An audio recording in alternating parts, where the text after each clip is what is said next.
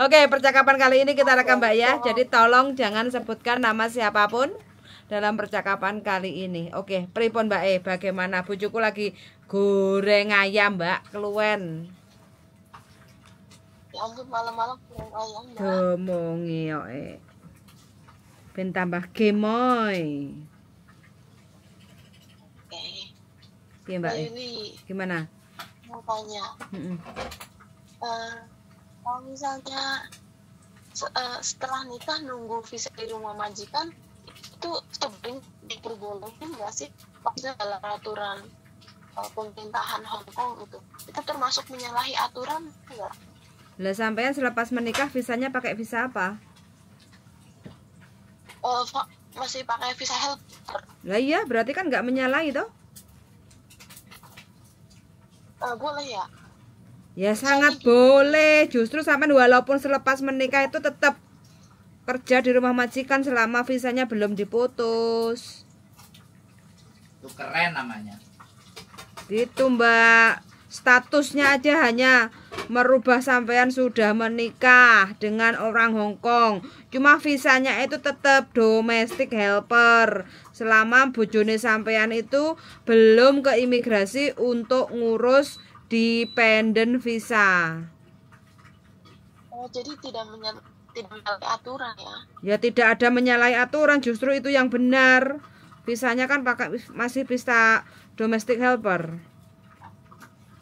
Oke. Kapan Rabine? Ditanya. Mbak. Kapan nikahnya? Putus Mbak Yuli. Waduh, sinyalku full loh.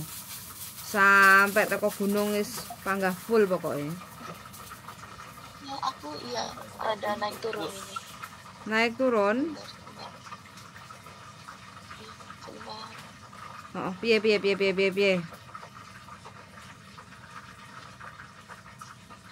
Terus tanya apa lagi Mbak? Soalnya gini, kan aku mau nikah awal bulan depan. Terus aku udah ketahuan sama bosku udah punya cowok di sini gitu kan. Terus dia nanya, sebenarnya udah lama udah tahu gitu. Terus bosku tiba-tiba kok nanya, kamu kan mau nikah sama pacar kamu katanya. Terus aku bilang, emang kalau aku nikah boleh? Aku bilang gitu. Ya boleh, tapi kamu harus kasih tahu kita dulu 3 bulan sebelum nikah, kata dia gitu. Nah terus kalau aku kasih taunya setelah nikah, boleh nggak? Ya nggak bisa dong, katanya gitu.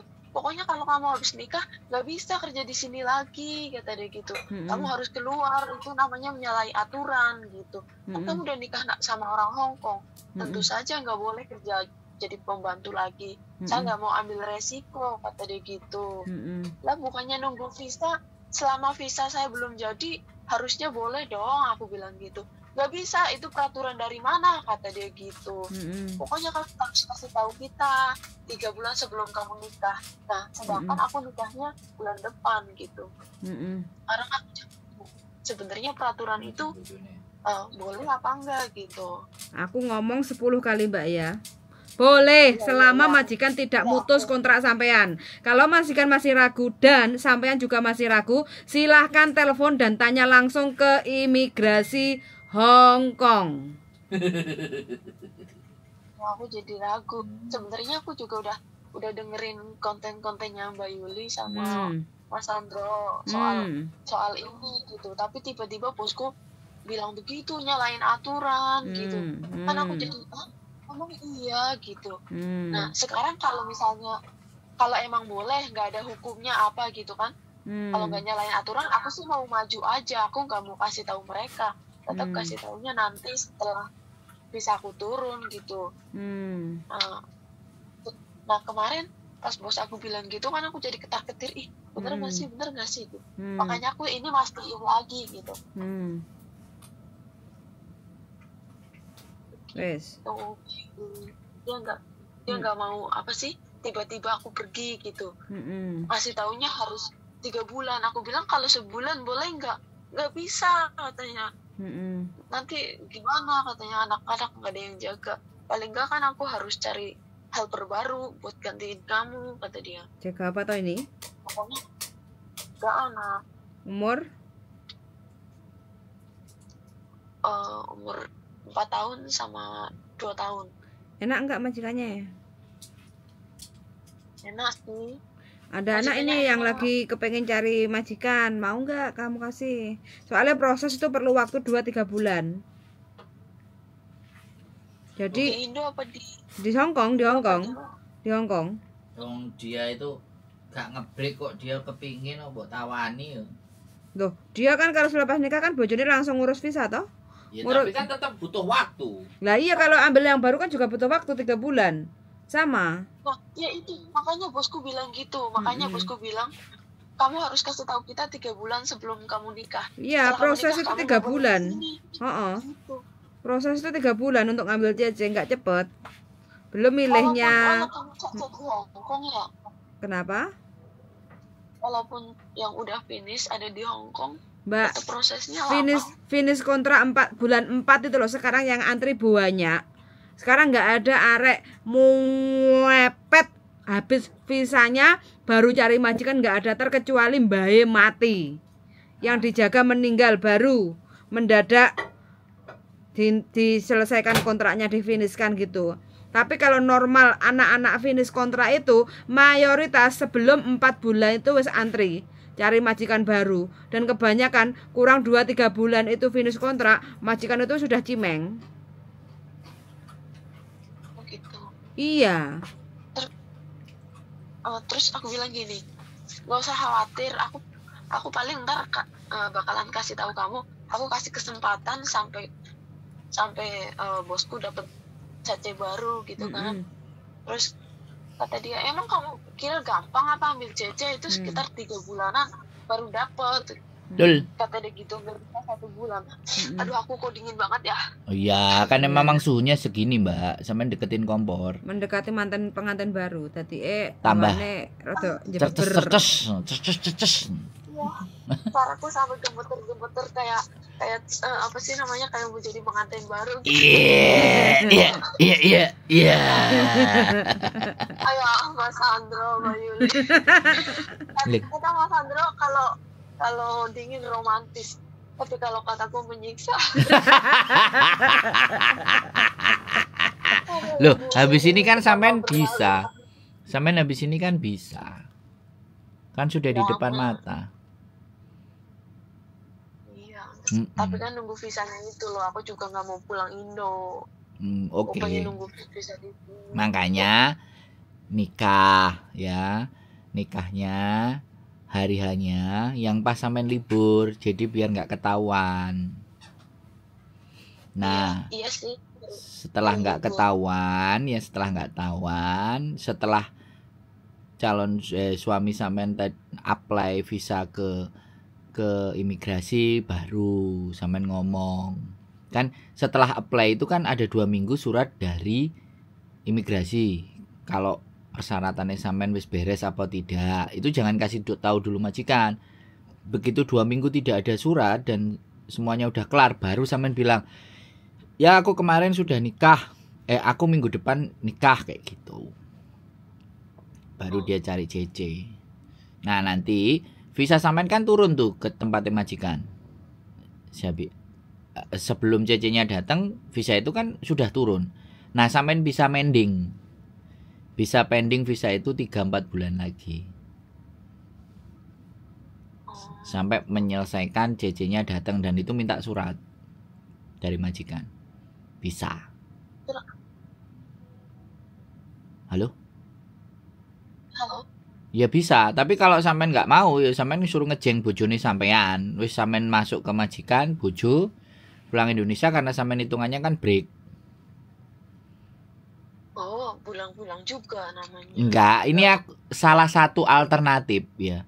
Jadi kayak kemarin kamu proses hasil kemarin, itu dia pulang terus nyampe rumah visanya turun ya. Nah, jadi sama 2 bulan juga. 2 bulan, tapi prosesnya 2 bulan. Habis dia proses, terus imigrasi itu nunggu kok posisi anaknya ini nggak keluar.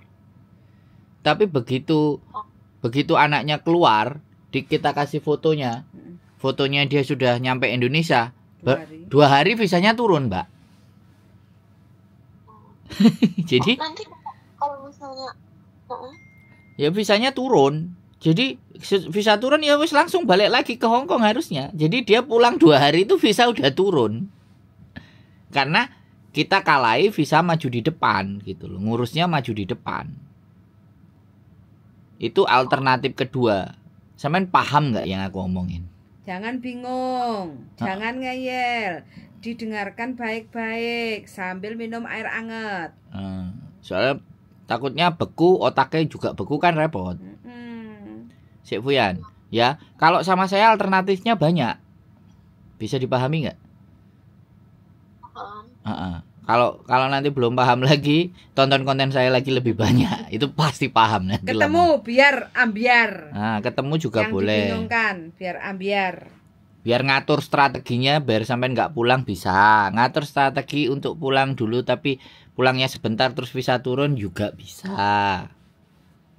Semuanya tergantung. Kalau sama saya loh ya, kalau ngomongnya sama saya alternatifnya banyak sebelum terjadi. Tapi kalau lapor sama saya itu sudah kejadian terjadi, alternatifnya jadi lebih sedikit. Bisa dipahami nggak? Nah ini aku senengnya semua sama subscriberku itu. Jadi mereka ngajak diskusi dulu sebelum terjadi. Jadi kan enak. Halo? Iya. Jadi dia sudah terang dan jelas. Mau melangkah milih A, B, C, D, E kan jelas. Kalau A resikonya A+, kalau B resikonya B+, kalau C resikonya C+. Jadi sudah mengetahui resiko-resikonya sehingga dia akan milih yang mana kan sampean sendiri yang nentuin. Paling-paling nek wis iso ngadepi resikone ya mbuh eling aku apa ora kan gak ngerti. Pokoknya kok duwe masalah baru telepon aku kan. Yang kebanyakan ada itu begitu, Mbak. Iya enggak? Ya kan Mas Satrio itu mengatasi masalah tanpa masalah gitu. Bukan menggadaikan barang. Ya kayak gaden lah, mengatasi masalah tanpa masalah. Gaden ya Mbak, gaden masalah. Kalau ada masalah cari Mbak Yuli, Mas Andro pasti bisa mecahin masalah tanpa masalah gitu. Jadi sampean itu nggak usah khawatir. Yang terpenting sama majikan masih hapcok, bojo mau nikahin sampean itu wis kemenangan 2 kali. Tapi saya yakin. Tapi dia kurang mungkin dia nggak tahu lah maksudnya. Mungkin dikira kalau setelah nikah ya emang harus pergi gitu. Kalau aku mempekerjakan kamu itu berarti salah gitu. Ya, kalau jadi nggak semua orang Hongkong itu juga tahu aturan ya Mbak. Ini yang harus digarisbawahi. Betul. Orang Hongkong itu juga belum tentu dia lebih pintar dari kita, nggak juga. Buktinya sama pengacara urusan nggak kelar-kelar, sama saya urusan kelar. Apa bedanya? Coba saya sama pengacara. Padahal sekolah saya di Victoria Park. Beda. Kalau Mas Andro nggak usah bayar, pengacara bayar. Oh, apalagi kan? Saya belajarnya di Victoria Park. Kalau nang pokoknya wantri ya balik gak usah bayar. kalau pengacara kan ngantrinya di kantor dingin, aku di Victoria Park belajarnya. Gitu loh Mbak. Jadi sampean nggak perlu khawatir ya kan. Nggak perlu kancong. Ada bojo yang sudah mau dan ada majikan yang hapcok. Udah itu wis kemenangan. Tapi di balik kemenangan ini di 1, 2, 3 tahun yang lalu uripe sampean tak rasa itu perih sekali. Pahit. Oh pahit ya. Pahit sekali. Pokoknya lebih pare. Aku duduk dukun ya, tapi aku bisa melihat masa lalu. Hah? Iya gak? Iya. Nemen ya? Iya makanya. Mas Andro jangan-jangan double ini jobnya jadi dukun juga.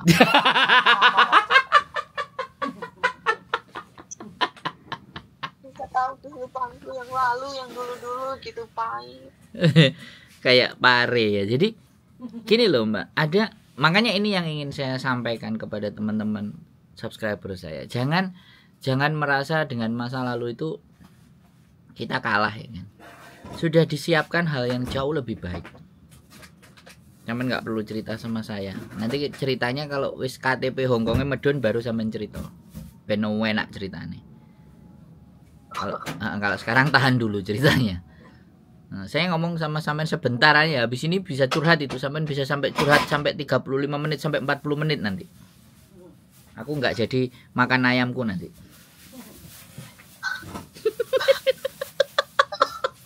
Ayamnya keburu dingin, buruan makan sana. Tadi lagi goreng ayam katanya. Ya, itu ya, sudah paham ya maksudnya ya. Ada dua. Sudah paham. Dua alternatif. Saya mau lanjut aja, berarti kalau ini selagi ini tidak menyalahi janji, nanti aku kasih taunya nanti aja kalau bisa aku udah turun gitu. Enggak ada. Ini mau maju aja. Justru jauh lebih Kalau bagus. Iya. Justru sampean jauh kan? lebih bagus. Menikah, posisi pisah sampai masih hidup sama majikan. 2 bulan proses. Jadi pas nanti sudah submit, suami sampean sudah submit dokumen sampean ke imigrasi dan dalam 2 minggu tidak ada surat balasan kekurangan, baru sampean ngomong ke majikan. Suruh siap-siap cari CC. Cari CC sama kita juga boleh.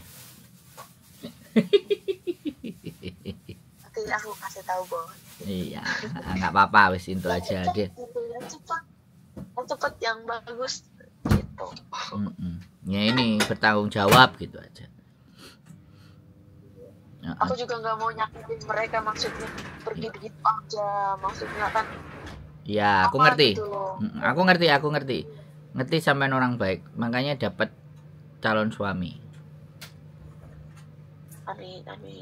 Level naik sedikit lagi. Nanti sudah levelnya naik, sudah jadi KTP, kita baru berbisnis. Levelnya bisa tak naikin lagi. Bisa naik level bareng-bareng juga bisa. Tergantung sampean mau belajar apa enggak. Amin. Insyaallah. Bismillah. Iya no, cik muda kok. Delok suaranya kan cik enom. Iya. Karena ada isi. Suaranya cik enom. Umur yo, Sandro, suaranya cik enom. Suaranya cik enom nek iki. Coro kademen ae. Mungkin efek iya, batuk pilek persin. Jadi efeknya begini. Ya, nek sampean nek arek sing umure 50 apa 40 ke atas ada suaranya kelihatan juga. Sampean ya 40 kurang dikit lah kurang. Jadi dukun, peramal. Wian Beni. Ya dukun, peramal, cabul, sembarang kalir, Pak. Oh ya udahlah gitu aja, Mas Andro. Dilanjutin makannya lah. Udah siap ya? Udah paham ya, Nggak usah bingung, wis menang sampean, menang akeh pokoknya. Pemeneh dikai duit calon bojone malah menangan. Oke, selamat makan, selamat malam, sehat selalu. Siap. Bye-bye. Bye-bye. Assalamualaikum. Waalaikumsalam. Oke teman-teman semuanya, yes, menikah terus, menikah semua. Semoga kalian dapat pasangan masing-masing, nggak perlu pulang ke Indonesia.